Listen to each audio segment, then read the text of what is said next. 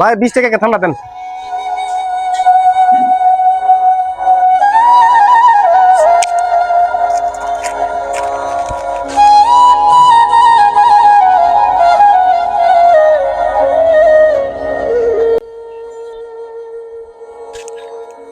নেরে বন্ধু কেকটা খা। নেরে বন্ধু ঠান্ডা আনছি। তোরে আমি দিলাম 20 টাকা, তুই কি করলে ঠান্ডা হলে মুটমাট মিলে তো 70 টাকা। ব্যাপারটা কি, কেমনি কি হইলো? আরে বন্ধু তুই যে সময় 20 টাকা দিস ঠান্ডা লাগা দোকানদার কাছে ঠান্ডা দিন দিছি পর তো দোকানদার ঘুরে দোকান কাছে ফিরে ঠান্ডা আনতো। আমি এই ভাদা কেকের একটা চুরি করে লয়ে লেছি, আজ লাভ করে লেছি বুঝছস। লাভ কইরা আনছত মানে দোকানতে চুরি কইরা আইনা কস তুই লাভ করছত?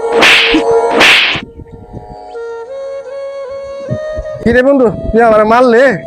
তোর মারতাম না মানে তুই দোকানতে চুরি করলি গেলি গা?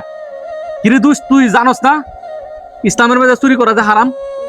কিরে দুস তুই তো কইছত এই দুনিয়ার মধ্যে লাভ করছত, পরকালের তোর লাভ হইছে না। দুনিয়াতে অন্যর হক মারলে আখেরাতে এটা ফেরত দিতে হবে। দেখ বন্ধু, হে 50টা যদি না দেস, তোর যদি নেক থাকে তা হেরে দাঁড়াইব। তোর যদি নেক না থাকে তা তাহলে হের গুনার বাকি তুই হবি। আলবা বুঝ লাভ করছ না লস করছ। তুই কি কস?